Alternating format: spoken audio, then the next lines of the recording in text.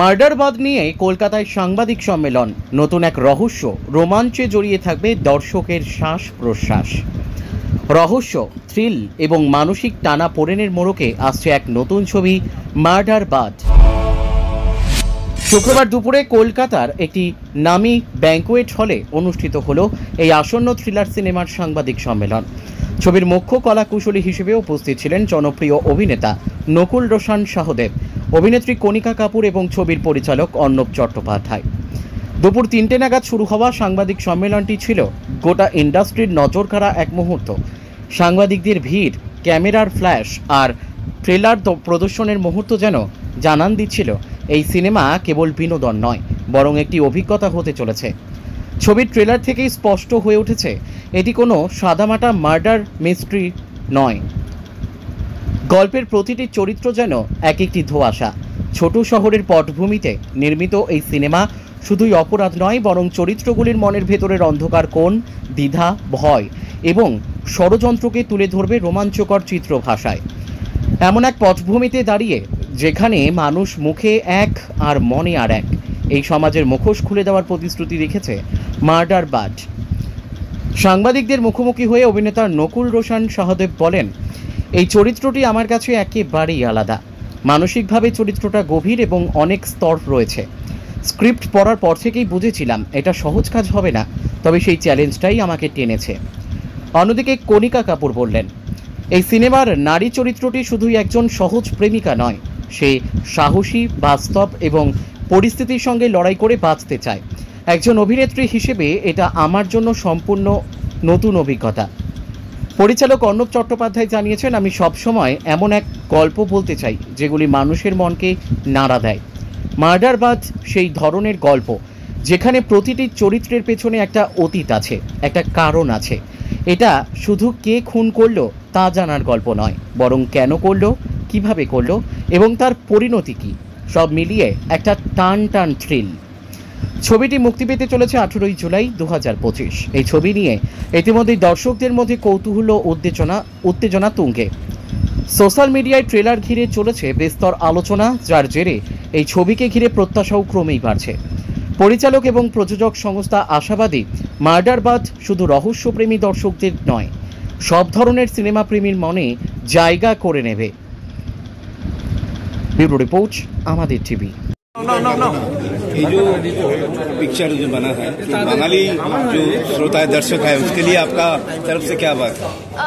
ये picture even though Hindi में है, बट इसमें बहुत सारे बंगाली एलिमेंट्स है, specially towards the end of the film. So it's not just a Hindi film, it has a lot of Bengali elements. In fact अगर आपने ट्रेलर देखा और ट्रेलर के एंड में वो गाना आता है जो आमी चीनी को चीनी, मेरी आवाज़ में है वो, और तो मैंने भी वो गाना मूवी में गाया है। क्यों गाया है वो आपको मूवी देख के मालूम पड़ेगा, but I am hoping that सबको ये मूवी बहुत पसंद है, स्पेशली बंगाली ऑडियंस। तो वो कली तो थोड़ा सुना दीजिए हम लोगों को। ऐसे तो नहीं सुना तो वो बंगाली दर्शक, मैं बस एक ही लाइन, हाँ एक ही लाइन है। आमी चीनी गो चीनी तुम्हारी ओ गो विदेशनी तुमी ठाको सिंधु पारी। Please correct me if I am wrong because मुझे नहीं आती बंगाली। तुमी ठाको सिंधु पारी ओ गो विदेशनी ओ गो विदेशनी। Lovely. Thank you ma'am. Thank you. কোনটা ঠিক আছে? মার্ডারবাদ ছবি অত্যন্ত কি বলবো, ভিন্ন জগতের ছবি, খুব সাহসী ছবি বলে আমার মনে হয়।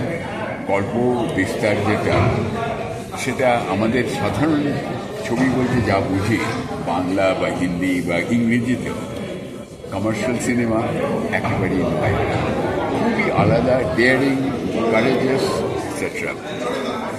আমার মনে হয় যে এই জাতীয় সাহসী ছবি আরও বেশি হওয়া দরকার।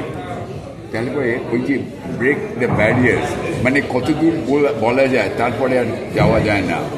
আমাদের এই যে একটা নিজেদের ধরে রয়েছে না, প্রেম রয়েছে এবং কিছু নিখোঁজের গল্প রয়েছে, তোমায় কীভাবে দর্শকরা পাচ্ছে এবং কি বলবে? যেটা খুশি, অ্যাজ ইউ উইশ। না একটা কন্ট্রোভার্সি হয়েছে ওই জন্যই বলছি আমি ছবিটা। আচ্ছা, আমি ছবিটাতে একটা নর্থ বেঙ্গলের পার্ট করছি, কিন্তু আমি যেহেতু এটা অনেকগুলো চ্যানেল আছে তো বাংলা হিন্দি দুটোতেই বলবো এক এক করে। सो ये जो स्टोरी शूट हुआ बेसिकली राजस्थान में कहानी जाती है और बंगाल नॉर्थ बंगाल, तो नॉर्थ बंगाल का जो पुलिस इंस्पेक्टर है उसका इंचार्ज मैं हूँ मिस्टर दास।